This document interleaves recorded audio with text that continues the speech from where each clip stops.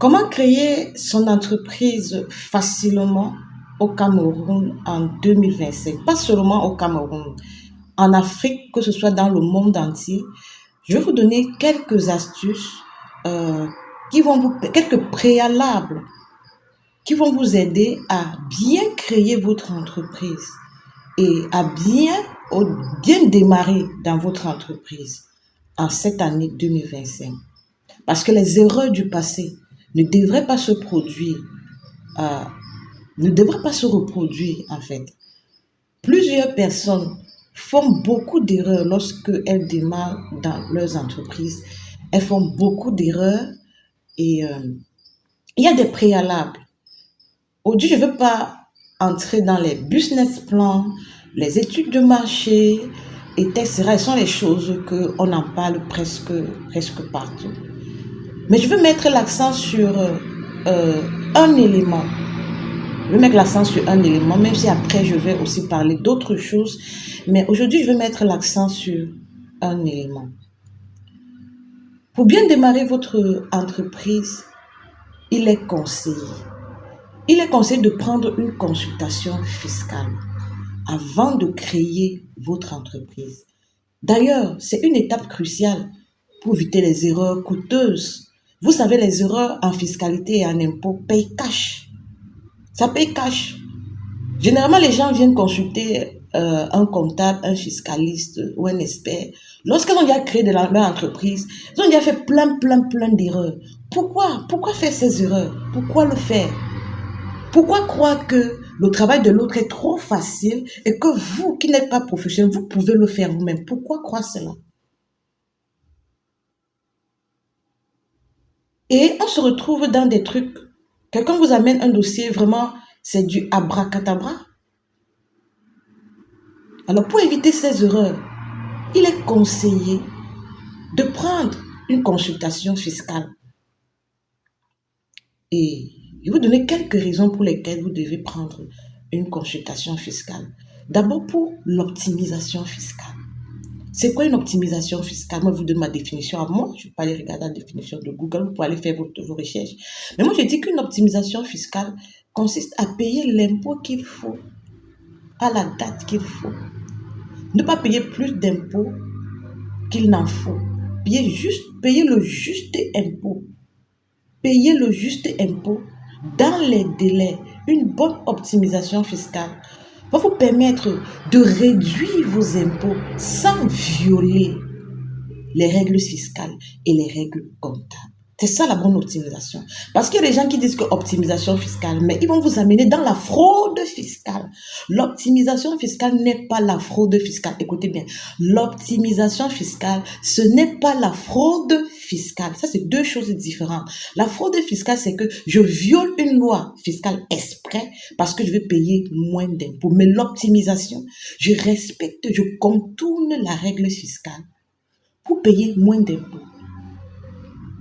Ce n'est pas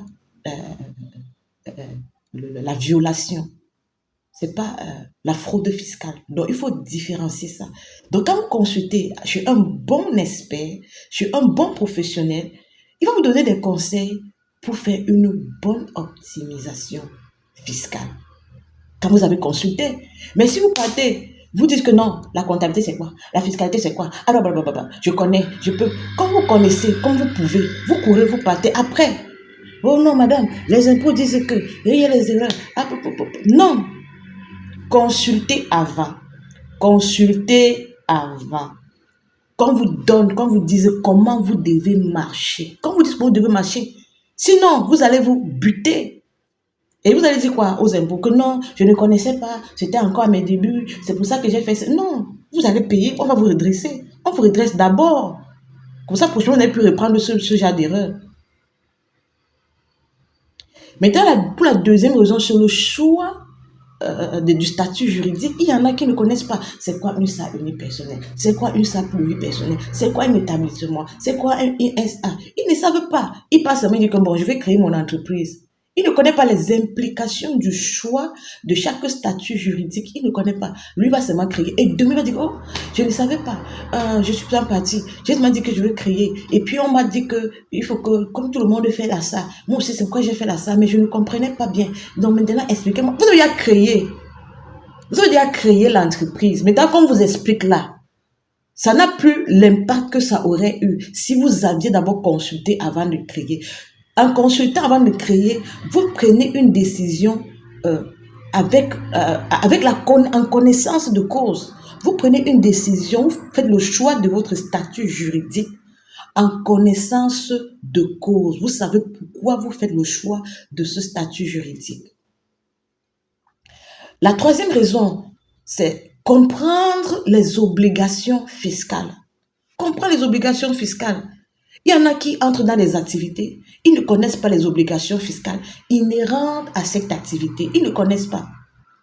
Ils ne connaissent pas. Est-ce qu'il y a des mesures fiscales d'accompagnement dans mon activité? Ils ne savent pas. Est-ce qu'il y a des impôts spécifiques à mon activité que je dois payer? Ils ne savent pas. Qu'est-ce que je dois payer comme impôt? Quand est-ce que je dois payer? Ils ne connaissent pas. Il se lance seulement. Il a seulement entendu qu'entrepreneuriat, il faut créer les entreprises. Il ne couille pas créer. Laissez-moi vous dire que sur 100 entreprises qui sont créées aujourd'hui au Cameroun, il y a près de, je vais dire 40% qui font cessation d'activité dès la première année. 40% font la cessation d'activité dès la première année. Parce qu'il ne suffit pas de créer. Il faut créer et faire vivre l'entreprise. Il faut créer et pérenniser l'entreprise. Il faut créer et payer les impôts qui vont avec. Toi, tu ne connais pas les obligations fiscales qui sont liées à ton activité. Toi, tu ne connais pas. La quatrième raison, c'est la gestion des revenus du dirigeant. Comment est-ce qu'on gère les revenus du dirigeant? Et j'aurai un DG. Moi-même, je suis PDG. J'aurai les salariés. J'aurai le directeur de ci, le directeur de ça. Comment est-ce qu'on gère ça? Ils ne connaissent pas. Ils ne connaissent pas. Une autre raison pour laquelle vous devez prendre une consultation, désolé, la lumière me dérange beaucoup.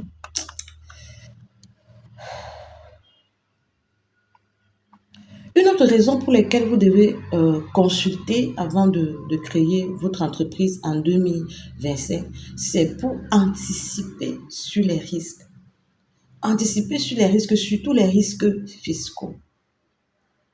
Vous savez, pour que les impôts viennent vous contrôler, il faut qu'ils aient identifié un risque fiscal.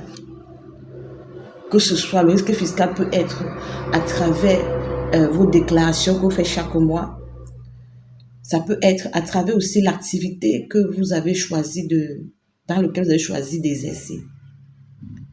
S'ils identifient un risque fiscal, ils vont venir vous faire le contrôle pour essayer de comprendre ce qui ne marche pas ou ce qui marche, s'il n'y a pas danger, bref, ils vont venir faire le contrôle. Donc, il faut anticiper sur les risques fiscaux. Donc, mal maîtriser, mal comprendre la fiscalité du pays, mal interpréter le Code général des impôts d'un pays peut vous induire dans les risques fiscaux énormes. Énormes. Et pour ça, vous avez besoin de la consultation. Pour qu'on vous dise, voici dans votre activité, voici les lois fiscales qui régissent votre activité, voici même les lois comptables qui régissent votre activité, voici comment vous devez vous comporter, voici ce que vous devez faire, voilà ce que vous ne devez pas faire. Vous avez besoin d'une consultation fiscale pour qu'on vous dise ces choses. En résumé, qu'est-ce que je veux dire? Je veux dire que les erreurs lorsqu'on démarre une activité ne peuvent pas être... les erreurs sont possibles. Il y aura toujours des erreurs en fait. Parce que quand on est nouveau quelque part, il y a un temps d'apprentissage. Qu'on le veuille ou pas, quand vous démarrez, quand vous arrivez, même quand vous changez de ville, quand vous arrivez dans une autre ville, vous allez prendre d'abord le temps d'apprendre les habitudes des gens, de votre quartier, de votre ville, même dans un pays. Vous allez apprendre d'abord les habitudes. Il y a un temps d'adaptation. Même quand vous avez créé une entreprise, vous venez de créer une entreprise, il y aura un temps d'apprentissage. Et dans cet apprentissage, il y a des erreurs. Parce que quand on apprend, on fait des erreurs. C'est comme ça. Mais ces erreurs peuvent être réduites. Ces erreurs peuvent être minimalisées. Si vous prenez une consultation, vous pouvez minimaliser ces erreurs. Donc, je ne peux pas finir ça vous dire qu'à Fiscalite, nous offrons des consultations pré-création d'entreprise. Ça ne veut pas dire que si vous avez à créer, vous ne pouvez pas consulter pour savoir que faire maintenant que vous avez à créer, que faire pour savoir, pour avoir une direction, une vision globale fiscale concernant votre activité. Vous pouvez toujours consulter. Donc, vous pouvez nous écrire aux adresses en description pour une consultation fiscale. Et comme je le dis, au Cameroun aujourd'hui, créer une entreprise est devenu très facile. Les formalités de création d'entreprise ont été, les formalités ont été facilitées. Donc, on a facilité les formalités pour la création d'une entreprise. Si vous voulez créer votre entreprise au Cameroun, il est possible de créer votre SA unipersonnel ou pluripersonnel à partir de 200 000 francs en 72 heures chrono. En 72 heures chrono, vous pouvez créer votre SA unipersonnel, pluripersonnel, à partir de 200 000 francs, 72 heures chrono. Et même un établissement, vous pouvez aussi créer toujours même dans le même temps un établissement, ça à partir de 100 000 francs. Donc, pour tous ceux qui sollicitent Fiscalite pour la création de leur entreprise, en bonus, nous vous offrons la consultation gratuite. La consultation, nous vous l'offrons gratuitement. Ensuite, nous vous offrons aussi 2 mois de suivi fiscal et comptable gratuit. Et pour finir, nous vous offrons l'immatriculation de votre entreprise et de vos premiers salariés à la CNPS gratuit. Donc ça, c'est pour encourager les gens. N'allez plus créer les entreprises sans consultation, sans savoir vraiment. OK. Ça, c'est de 1. Voilà, maintenant, nous sommes en fin d'année. Nous sommes en fin d'année. Et qui dit fin d'année dit bilan. Qui dit fin d'année dit état financier. Qui dit fin d'année dit DSF. Bref, tous ces termes veulent dire la même chose. Alors, vous êtes une entreprise installée au Cameroun. Vous êtes au réel. Vous êtes au simplifié. Voici la fin d'année. Les années antérieures, il y a des entreprises qui nous ont contactés vraiment dans les délais. Dans les délais, c'est-à-dire qu'on doit déposer la DSF le 15 avril.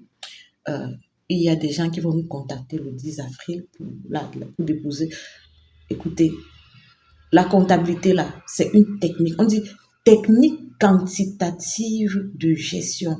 C'est une technique quantitative de gestion. On ne va pas se lever, on ne rêve pas la DSF dans son cerveau et on ne va pas déposer sur le site des impôts. Non, on ne rêve pas la DSF dans son cerveau. On travaille, c'est une technique. On utilise une technique pour monter la DSF.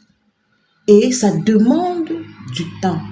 Ça demande du temps. Sinon, on fait des erreurs. Et dès qu'on a fait une erreur, cette erreur-là peut se constituer un risque fiscal. Et qui vous met dans des problèmes. Et ce n'est pas ce que nous voulons, n'est-ce pas?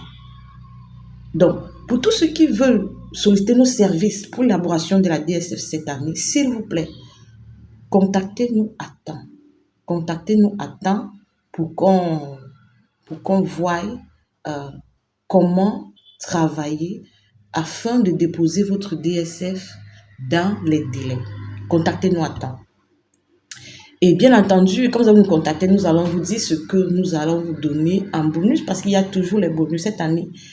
À Fiscalite, tous ceux qui nous contactent pour un service ont un bonus. Il y a les bonus partout. Donc, n'hésitez pas, contactez-nous. Allez, à bientôt. À bientôt. Pour tous ceux qui veulent créer leur entreprise, vous voulez déposer votre DSF 2025, n'hésitez pas à nous contacter.